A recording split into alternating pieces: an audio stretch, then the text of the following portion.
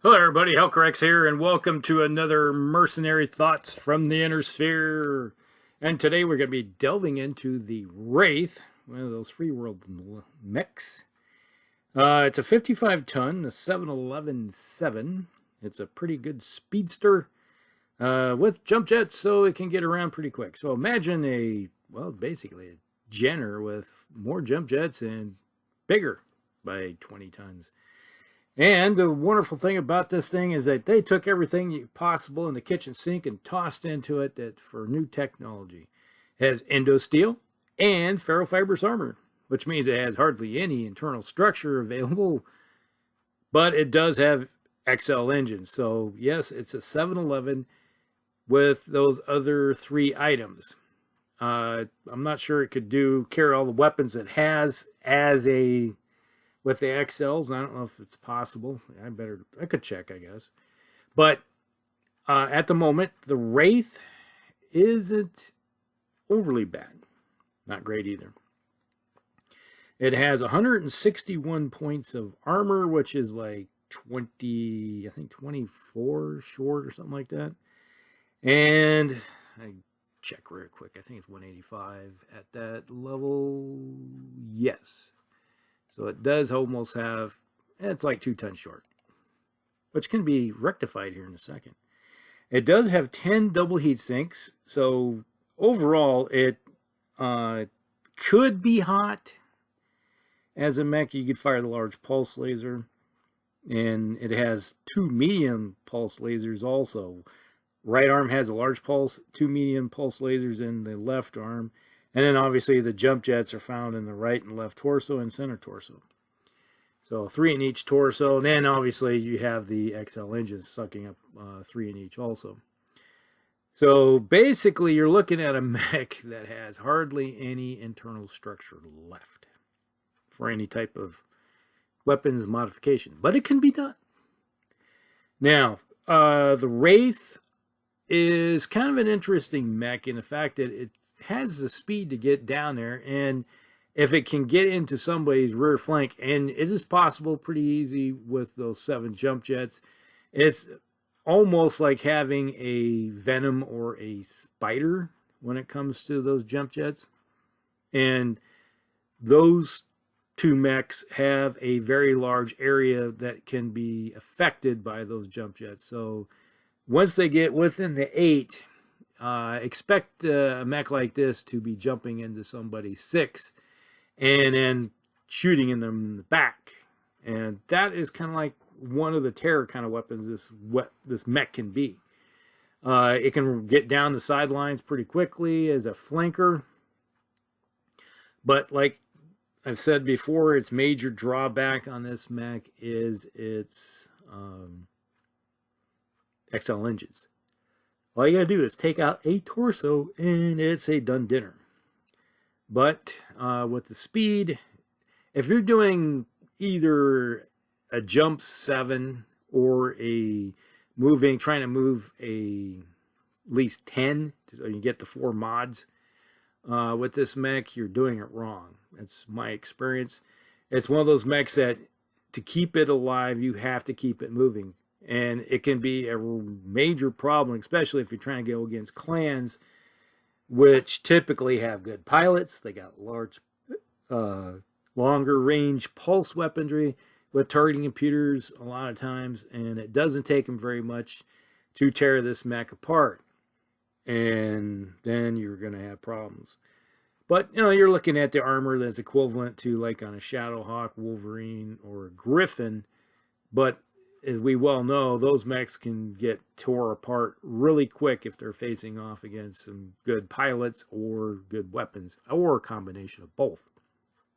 So, like I said, this is one of those mechs where you want to try, since your maximum range of this mech for weaponry is 10. So, that's with your large pulse laser. You got 7 tons wrapped up in something that is extreme short range for that much tonnage. So you're almost better off replacing that thing with something that's a little bit better.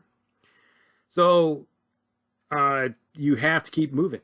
It's one of those things where you look and it's like, okay, I can jump where is my areas that I can jump? It's kind of like, imagine this mech is like a bishop when you're playing chess.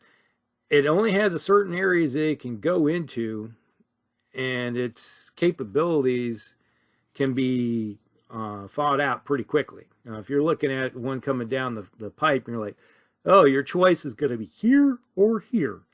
And if we put somebody in those two spots, that means that they're either going to be operating in the open and trying to make use of their full movement modifiers, or you're going to have, try to put out a blocking force.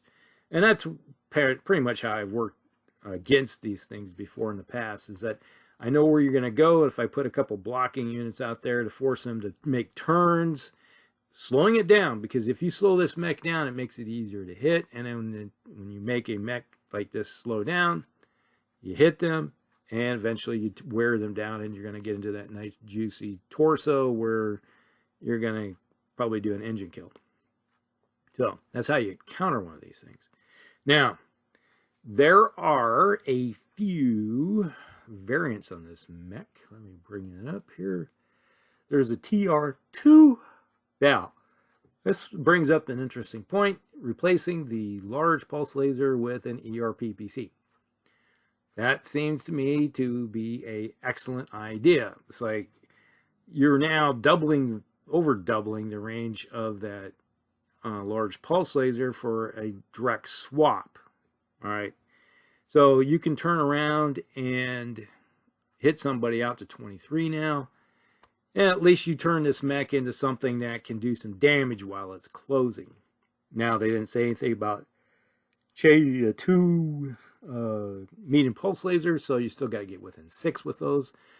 Okay, they does have the speed, and if you want to have that capability where you can jump in behind somebody and hammer them with the 2 medium pulse lasers and shut off the PPC, yeah, you can do that.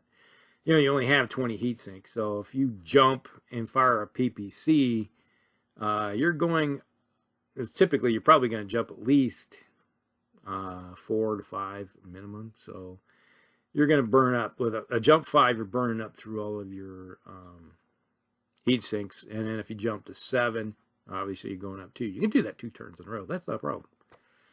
Now, if you like one of those individuals that likes to run their mech hot, and you fire the 2 medium pulse lasers, and next thing you know, you're running 10 up in the heat scale, and then you are forced to jump because you're going to lose movement modifiers on this, and you're now to a 6, 11, 7, and like I said, anytime you can slow a mech down like this, you're going to probably kill it. All right, then there's a TR3.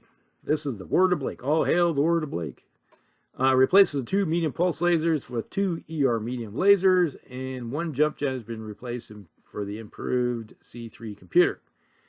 And okay, so this is now becomes a point mech, which goes right into how I usually played the Word of Blake kind of guys, is that you get a mech like this, which is your eyes and ear mech, and they try to get in as close as possible. Now, the only drawback of this mech, it doesn't have any ECM. Now, if you had an ECM on this, you get in close, you could help shut down, put in a bubble of like taking down Artemis or even another enemy C3 system, which is easily done if you have ECM, but this one doesn't. But with the C3I system, yeah, you're helping out your guys that are following them behind. You pick your one target, and everybody in the lance just looks at him and goes, "Hey, congratulations, you are now the target," and everybody shoots at you at probably short range. And we always like to do in our games is like, okay, you got ECM. We always put a little poker chip underneath the mech so you know where the bubble's going to be, and you always try, if this mech is one of the last ones moved, then obviously you try to stay out of that bubble. All right. And that is pretty much it. There's the TR2-X, the Wraith Alexander. This is one of those variant ones. Uses Clan XL engines. Hey, I could get behind that. Jump jets, Indo Steel, Snub Nose PPC. And it has 2 ER medium lasers, ferrofibers, and partial wings were built by the clan, so making this a heck of a jumper. And then there's the Pocahontas version. This is an arena mech. Okay. I can see it has clan XL engines, clan ferrofibers, ferrolaminar armor, and has improved 4 clan ER medium lasers. You're looking at some good range there. That's like carrying 4 inner sphere large lasers and a hatchet. Oh yeah, that'd be interesting. Have one of these with a hatchet. That could be. It's like get rid of the large pulse laser or the PPC, and then go with a hatchet. You got the speed to go with it. That could be interesting.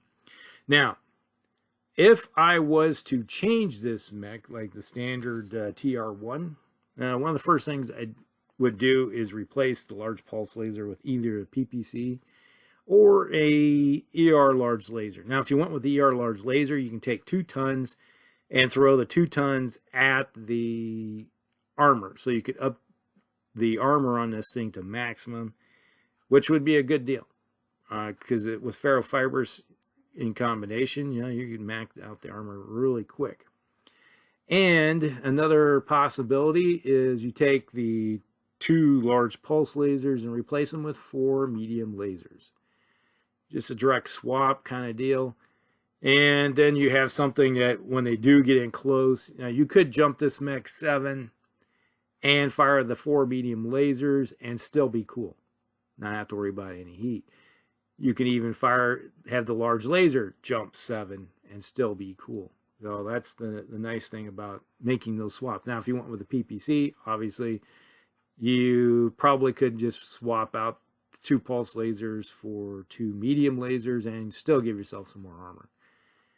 And to me, adding armor is important because you got XLs, might as well up the armor values on the mech just to try to keep it alive longer. So that is the Wraith in a nutshell. It can be good. I've used it to good effect. I've watched them die in horrible fiery deaths before as the clan mechs looked at him, go, kill that thing, and it obliterated it in one turn.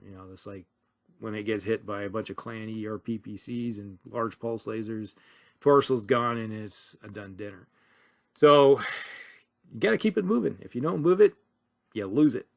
All right, that's everything. Hope you guys like this one, and we'll see you in the next one. Elcrex out.